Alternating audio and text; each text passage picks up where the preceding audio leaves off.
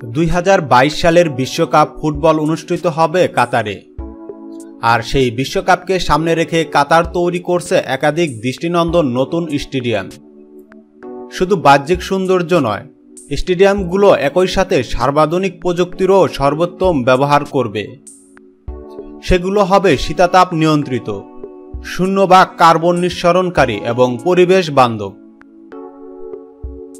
অধিকাংশ স্টেডিয়ামের অংশবিশেষ তৈরি হবে স্থানান্তরযোগ্যভাবে, যেন বিশ্বকাপ শেষে সেগুলো বিভিন্ন উন্নয়নশীল দেশে স্থানান্তর করে আরও 22টি স্টেডিয়াম তৈরি করা সম্ভব হয়।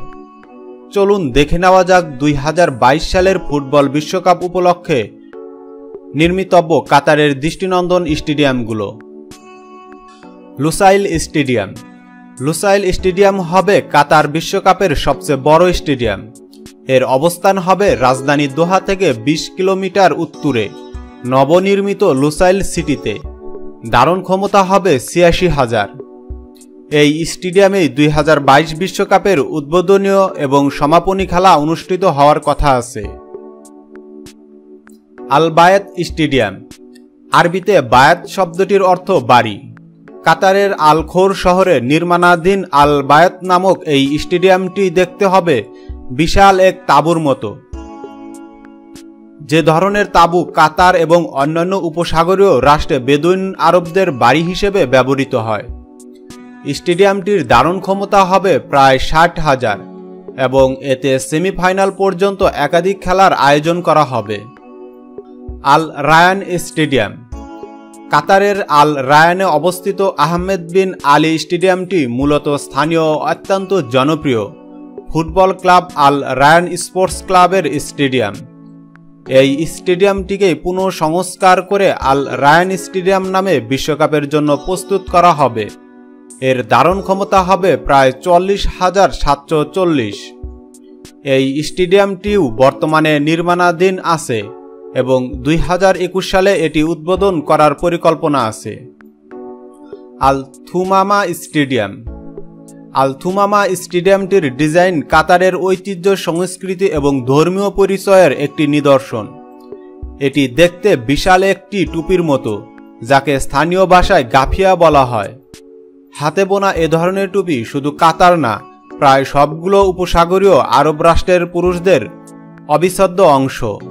গাফিয়া নামক এই টুপিগুলো মাথায় পরিধান করার 3টি বস্ত্রাংশের মূল ভিত্তি।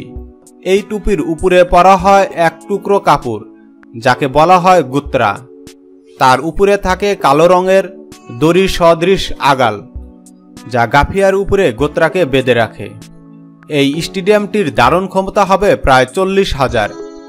এতে কোয়ার্টার ফাইনাল পর্যন্ত একাধিক ম্যাচের আয়োজন করা হবে। খালিফা ইন্টারন্যাশনাল স্টেডিয়াম। 1976 সালে প্রতিষ্ঠিত এই স্টেডিয়ামটি কাতারের সবচেয়ে পুরনো স্টেডিয়ামগুলোর মধ্যে একটি। শুরু থেকেই এটি কাতারের ক্রীড়া জগতের প্রাণকেন্দ্র হিসেবে পরিচিত হয়ে এসেছে।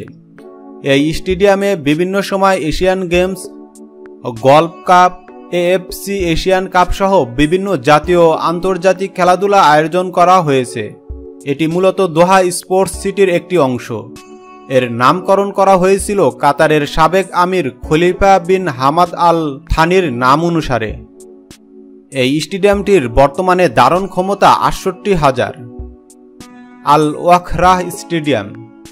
অত্যন্ত সৃজনশীল, উচ্চাকাঙ্ক্ষী এবং নান্দনিক ডিজাইনের এই স্টেডিয়ামটি ইরাকি আমেরিকান স্থপতি জাহা হাদিদের অসাধারণ একটি সৃষ্টি।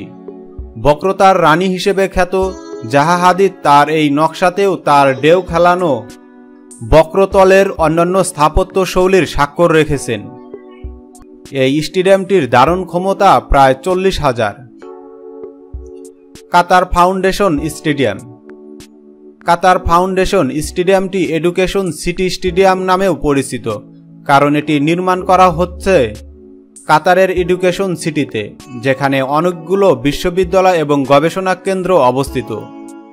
স্টেডিয়ামটির জটিল জ্যামিতিক নকশা একই সাথে ঐতিহাসিক ইসলামিক স্থাপত্য এবং আধুনিক প্রযুক্তির অপূর্ব সমন্বয়। এর বহির্ভাগে থাকবে ত্রিভুজ এবং হীরাকৃতির জটিল জ্যামিতিক নকশা। যার রং সূর্যের স্থান পরিবর্তনের সাথে সাথে পরিবর্তিত হবে। আল গাফারা স্টেডিয়াম।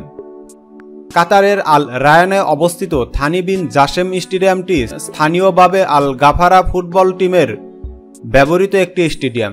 2003 সালে এএফসি এশিয়ান কাপের আয়োজনের মধ্য দিয়ে এর উদ্বোধন করা হয়। 2022 সালে বিশ্বকাপ উপলক্ষে একে পুনঃসংস্কার করে আল গাফারা স্টেডিয়াম হিসেবে উন্মোচন করার পরিকল্পনা আছে। সালাল স্টেডিয়াম।